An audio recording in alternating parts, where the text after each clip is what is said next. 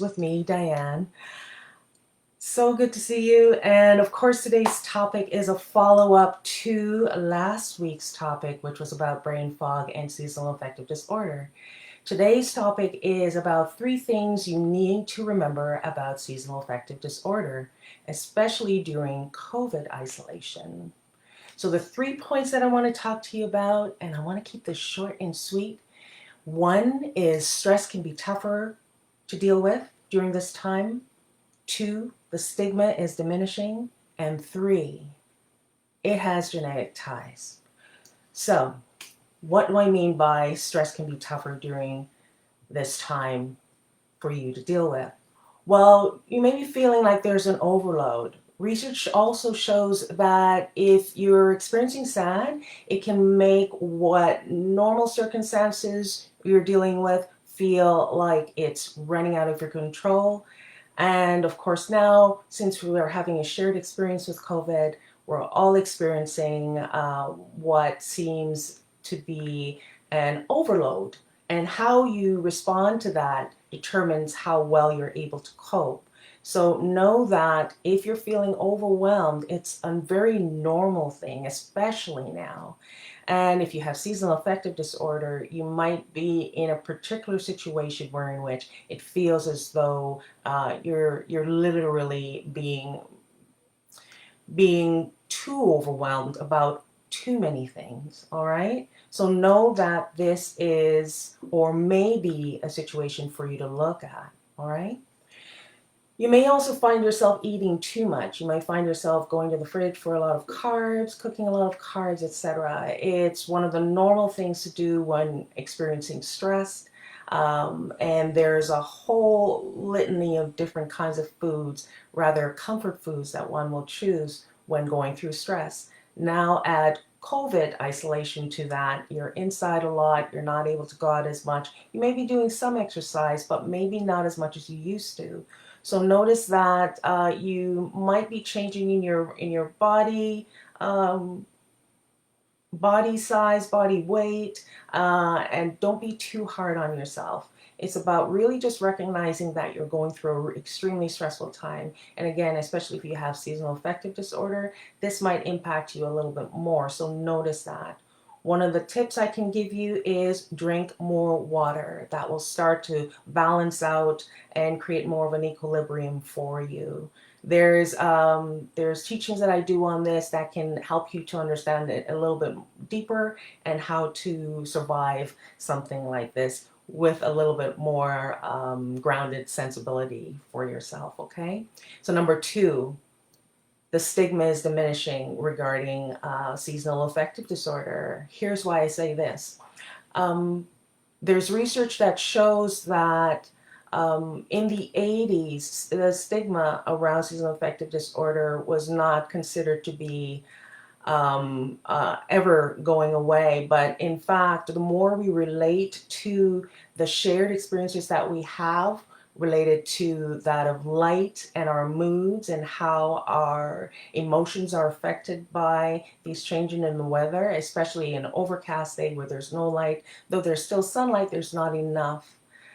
And some folks, depending on who you are, experiencing seasonal affective disorder, though we're all experiencing some element of it, some of us are experiencing more so on a greater level than others. So note this distinction. And there's a reason why I say this is a reminder. It's because you may not be able to bring this truth forward for yourself when you're in the middle of feeling overwhelmed or alone or depressed or to the point where you feel as if everything's just spiraling out of control. So it's important for you to remember that you are not alone, that you are in fact experiencing seasonal affective disorder, and that there is something to your actions that you're doing right now that may be related back to that.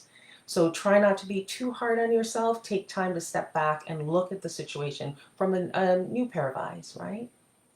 And of course, as human beings, we all experience a lack of light during these times. So It's less of a stigma now that seasonal affective disorder exists because we're all human beings experiencing the same thing, and we have something in common with the animal kingdom. Animals respond to light and to weather and to changes in the seasons, so why not humans? And in fact, as human beings, we are part of nature. In fact, we are nature. So it would make sense that we would respond to this. And it's important for us to remember that.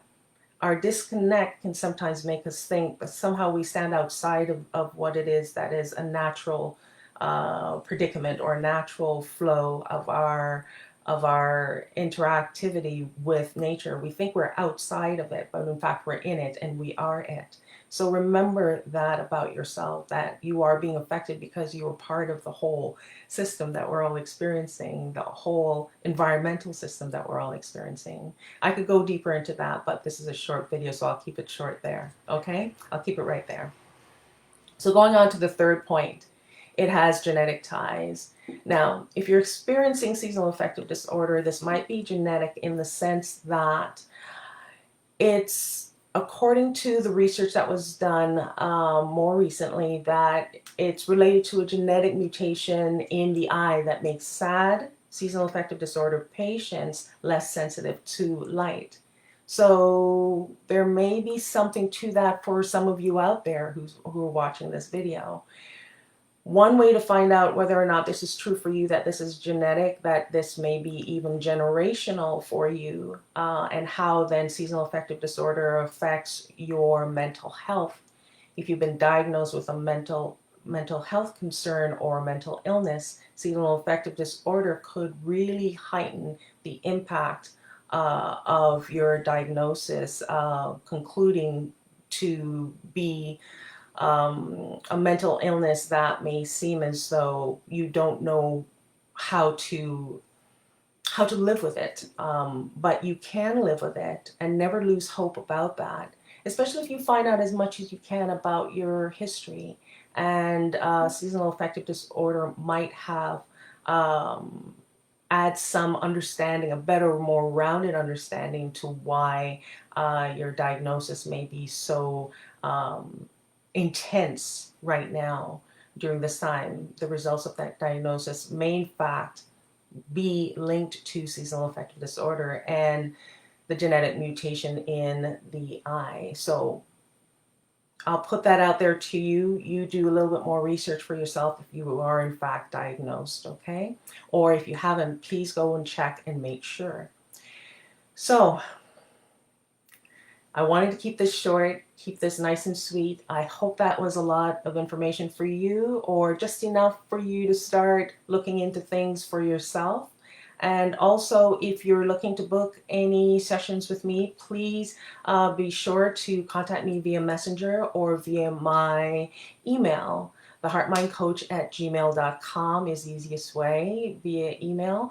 And also, if you also have a healthcare provider right now that you are already in touch with, by all means, book a session with that person to find out whether or not seasonal affective disorder is something that is a big part of your mental health diagnosis, and whether or not the mutation in the eye that is genetically making you predisposed to seasonal affective disorder, which then could be linked to your mental health diagnosis. So let me know how that goes. Either way, if you choose me or choose someone else, all I care about is that you get the necessary help that you need during this time and that you never feel hopeless. There's always a way forward, okay? That's what I talk about here on my video every single time that I come on for the past 4 years now. This is what these tips are all about, is to make sure that you know that nothing's beyond you, that you can remain hopeful, you can maintain that sense of groundedness, and all the techniques that are available to you can be found here in most cases, okay? All right, with that said, I want you to enjoy your day. Get outside if you can, and enjoy nature a little bit, because again, remember, you're connected to it always. You're connected to nature always, because you are nature. All right. Enjoy your day. Namaste.